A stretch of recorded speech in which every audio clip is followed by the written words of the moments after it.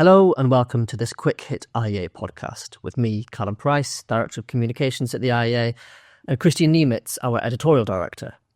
Kristian has today written a post on our Substack IEA Insider about an 80-year-old book by Ludwig von Mises called Bureaucracy and how it applies to today. Kristian, welcome. Talk us through what Mises argued in Bureaucracy in 1944. Yes, Bureaucracy is an old classic. It's about the idea which is still around today, that you can somehow improve the efficiency of the public sector or a public sector organization by, say, bringing in private sector managers. So very much the thing that it seems Trump is trying to do now with Elon Musk and Vivek Ramaswamy, which I'm sure we'll get to. That idea has been around for quite a while. So Tony Blair had something similar. He had some project where he commissioned a report from McKinsey, wanted to get McKinsey people in to somehow overhaul, I think, the cabinet office. So things like that, it crops up every now and then, this idea, where a politician basically just observes that, generally speaking, private companies are more dynamic, more innovative, more efficient, better run than public sector organizations. And they don't really know why that is. So they just think, oh, well, maybe it's something about the personalities. Maybe there's just lots of very dynamic people in the private sector.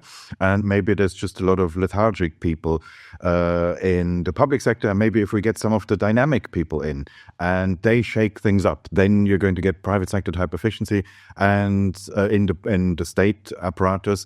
And Ludwig von Mises just said, he analyzed the economics of a bureaucracy. He said it's got nothing to do with the people who are involved. If you put them in a private sector context, in a market context, they will behave very differently. It's just that in the public sector, you don't have an equivalent of what the profit and loss account is in the private sector. So you have no unambiguous measure of success and failure. And if you can't really measure whether you're doing well or not, if you don't have an obvious metric of success, what that means is you can't give public sector organizations a lot of autonomy in the way that you can do in a private company where, say, somebody is the manager of a branch of a private company.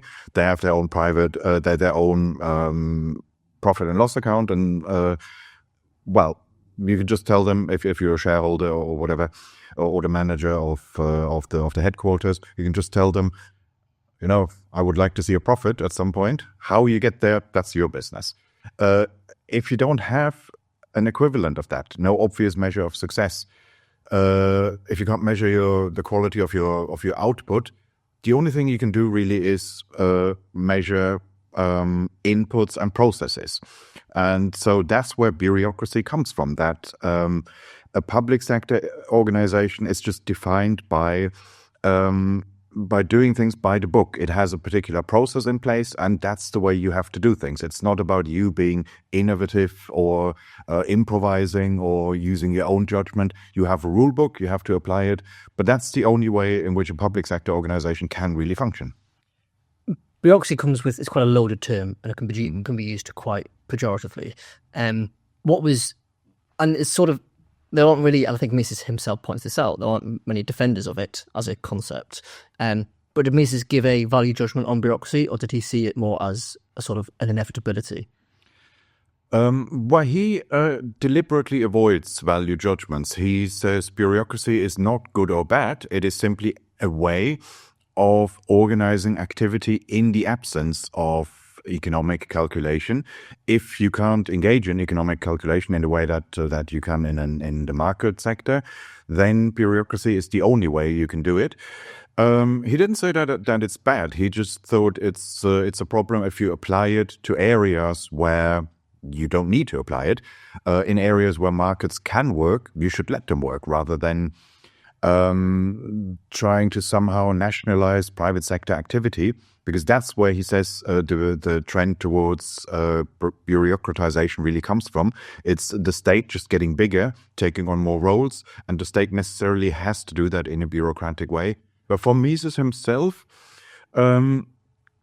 is actually if anything, he has a positive view of some of his contemporaries. Where he's in part is looking back at the European bureaucracies of that time, and he says a lot of those people were very capable in their own way. That they could probably, in a different context, they would have behaved very differently. So he doesn't have a problem with bureaucrats as such. He never uses the term pejoratively.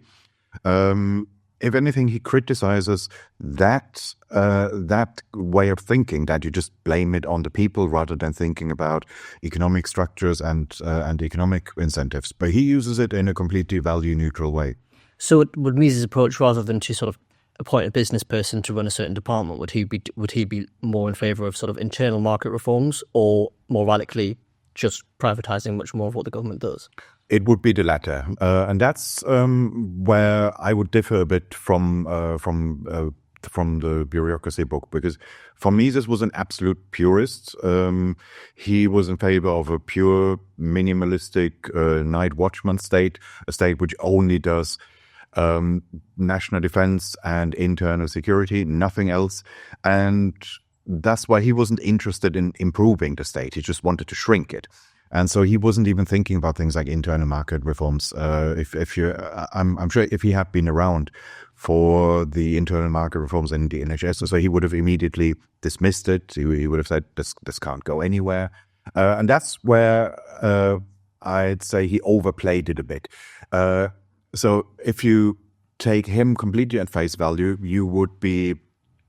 it would lead you to the conclusion that nothing the state does can ever be improved. And that's clearly not true either. We do see differences within the public sector. We do see, if you compare, say, a public sector institution here, you can compare it maybe internationally, and you can find some better examples, and that kind of thing, which I guess Mises would have dismissed. I think that it has some merit. So we shouldn't completely give up on the idea that you can ever improve the state. It's just that it has some limits, and you're never going to turn the state bureaucracy into a dynamic enterprise.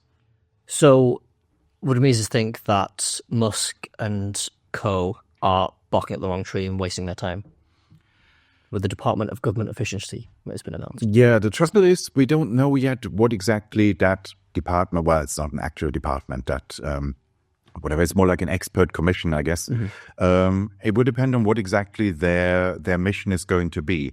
So if their report, or whatever their final output is going to be, if that report says, here are a number of government departments or subsections within them that do things that the state just shouldn't do, shut them down, then that's something that von Mises would very much have approved of. Then that's probably what he would have done. Yeah. Well, I guess he wouldn't have needed 1.5 years for it, or however long they've got.